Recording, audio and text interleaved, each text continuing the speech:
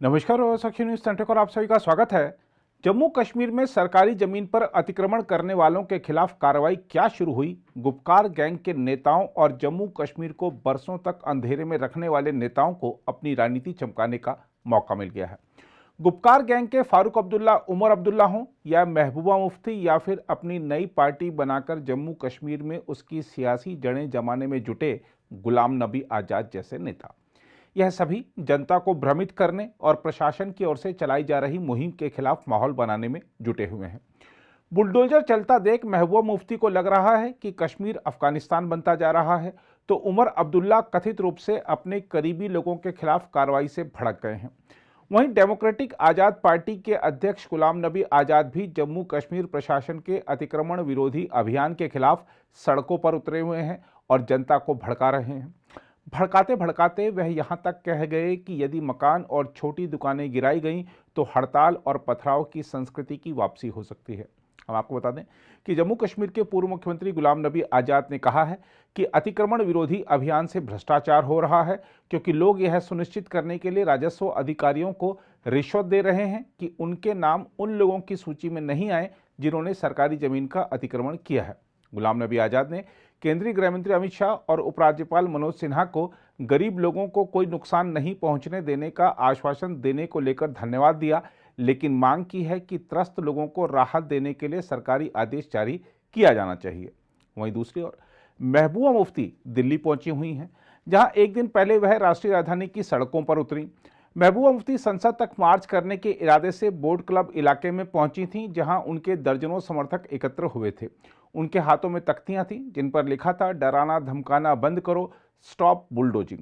PTP प्रमुख जम्मू कश्मीर में चलाई जा रही बुलडोजर नीति से विपक्षी दलों को अवगत कराना चाहती थी। हालांकि दिल्ली पुलिस ने जम्मू कश्मीर की पूर्व मुख्यमंत्री महबूबा मुफ्ती को हिरासत में ले लिया तथा उन्हें और उनके समर्थकों को जंतर मंतर पर ले गई। इसके बाद प्रदर्शनकारी वहां से चले गए। उधर जम्मू कश्मीर बीजेपी अध्यक्ष रविंद्र रैना ने कहा है कि किसी भी गरीब का घर नहीं उजाड़ा जाएगा और जिन लोगों ने सरकारी भूमि पर कब्जा किया है सिर्फ उन्हीं के खिलाफ कार्रवाई की जाएगी। उन्होंने कहा कि यह आश्वासन उपराज्यपाल मनोज सिन्हा ने दिया है। लेफ्टिनेंट गवर्नर साहब ने भी यही कहा है कि आम गरीब मजदूर किसान को, आम मिडल मैन को नहीं छेड़ा जाएगा। कुछ सियासी लोग, कुछ पॉलिटिकल लोग जिन्होंने खुद हजारों कनाल जमीन कब्जा की है, वो गरीब लोगों को डरा रहे हैं। वो गरीब लोगों को डराकर लोगों को रैलीज के लिए, प्रोटेस्ट के लिए, धरने के लिए उकसा रहे हैं।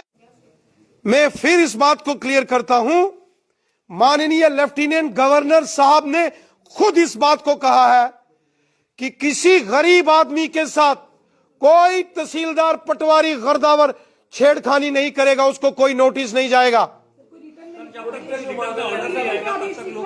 देखिए, स्वयं मीडिया के सामने माननीय लेफ्टिनेंट गवर्नर साहब ने बोला, आपके सामने बोला है।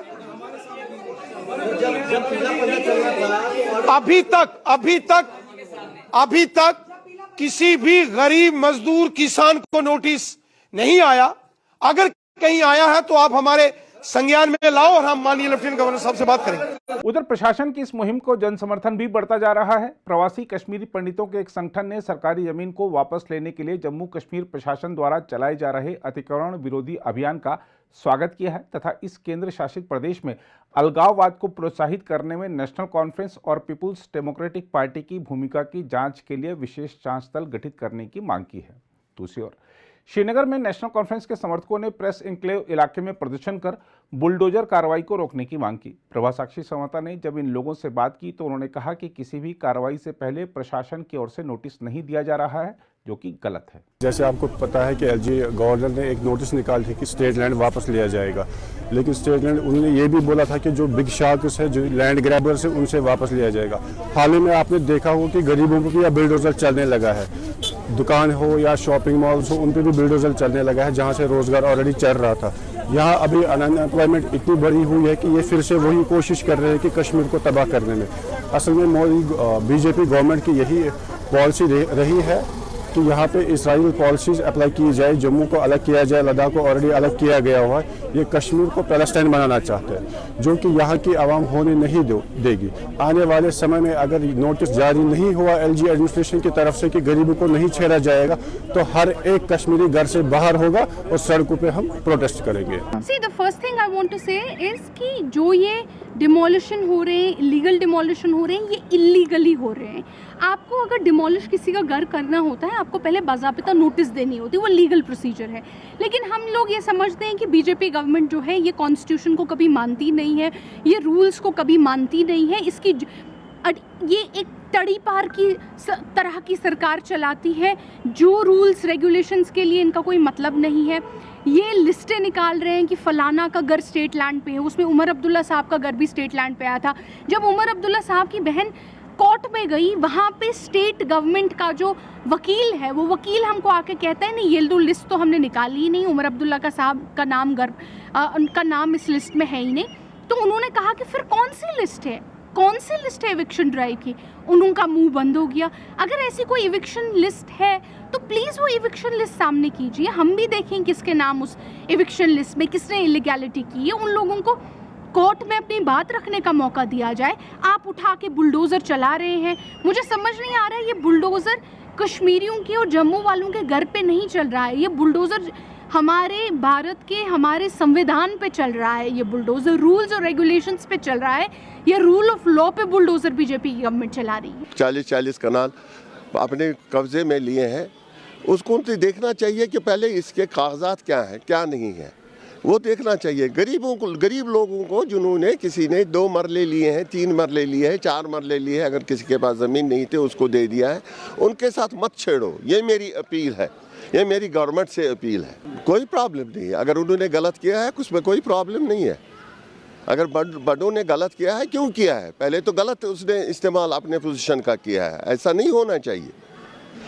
यहाँ मुझे एक चीज़ याद है, जब प्यारेलाल हुंडू साहब फाइनेंस मिनिस्टर थे, किसी ने उसको कहा था, फारूक साहब ने उसको कहा था किसी जगह किसी को अलॉट किए, उसने कहा कि ये मेरा इस्तीफ़ा है, मैं इस्तीफ़ा देना चाहता हूँ लेकिन गलत काम नहीं करना चाहता।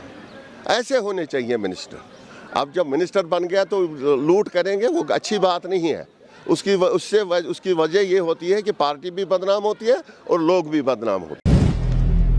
अगर आप भी लेना चाहते हैं देश दुनिया की तमाम जानकारी, तो आज ही सब्सक्राइब करें हमारे चैनल को।